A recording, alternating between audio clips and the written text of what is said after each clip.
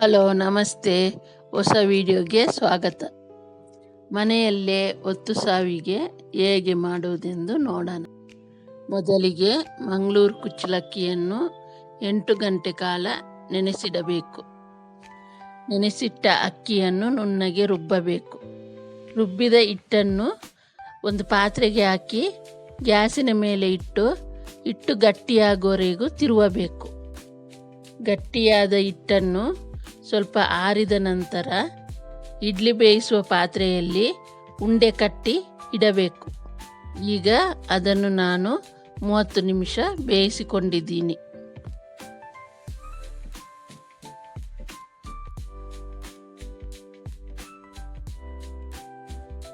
ಬೆಂದ ನಂತರ ಈಗ ಅದನ್ನು ಒತ್ತು ಸಾವಿಗೆ ಮಿಷನಲ್ಲಿ ಹಾಕಿ ಸಾವಿಗೆ ಒತ್ತಬೇಕು.